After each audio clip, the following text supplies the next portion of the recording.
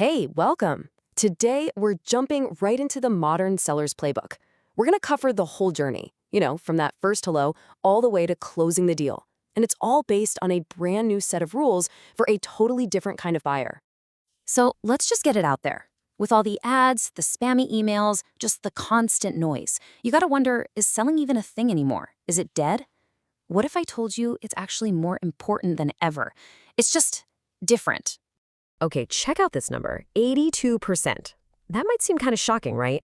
But research from the RAIN Group found that's still the success rate sales reps have with things like cold calling. So what does that tell us? It tells us the problem isn't the act of selling, it's the approach. Selling isn't dead, but bad, lazy selling? Oh yeah, that's definitely dead.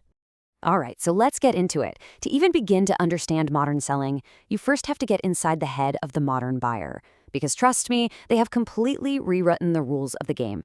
Think about it. Today's buyers have already done their homework before they even talk to you. They have all the information in the world right at their fingertips, and they absolutely hate being pressured. They expect you to respect their time, be straight with them, and prove you're relevant in like the first 10 seconds. If you can't do that, the conversation's over before it even starts.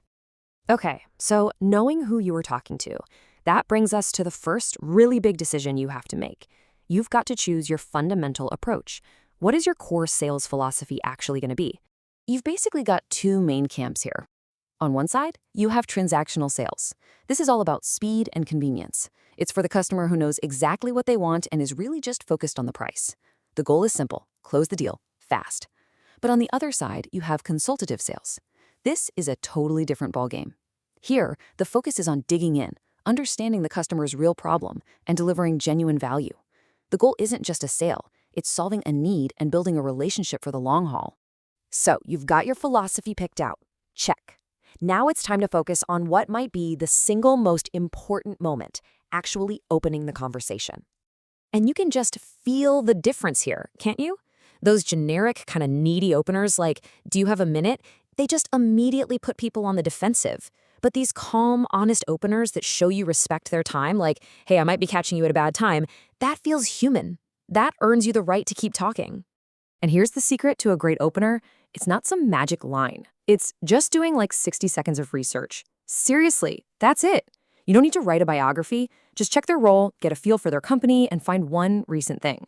A press release, a LinkedIn post they shared. This tiny bit of prep is what turns a generic, annoying call into a respectful, relevant conversation. Okay, so you've earned their attention. Now what? The game completely changes. It's no longer about pitching your product, it's about building real value. And the secret to doing that? Well, it's all about understanding a little bit of human psychology. See, our brains are kind of wired to take shortcuts. We call them cognitive biases. And in sales, there are three you absolutely have to know. First, confirmation bias. That just means we love information that proves we're already right. Then there's status quo bias, which is our natural tendency to just stick with what we know, even if it's not perfect.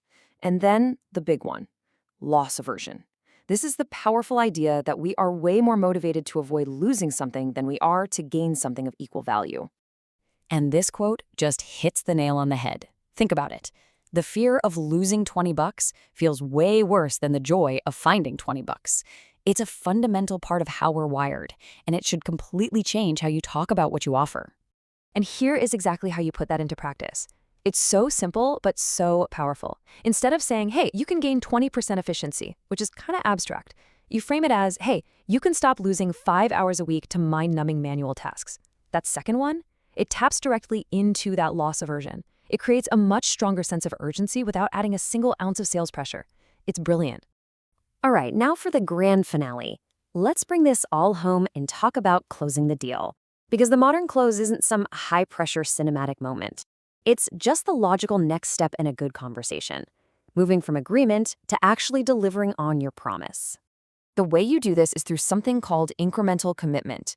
It's not about going for one big, scary yes at the end. No way.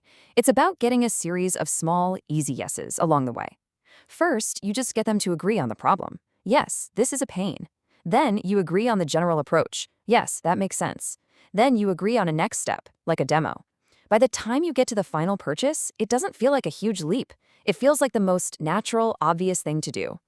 And finally, this is so important. A modern close isn't just about getting a signature. It's about setting up how you're going to deliver on your promise. I mean, take a look at this Amazon example. The choice between having Amazon fulfill your orders or doing it yourself isn't just a logistics question. It's part of the sale. It defines how that customer relationship is going to start.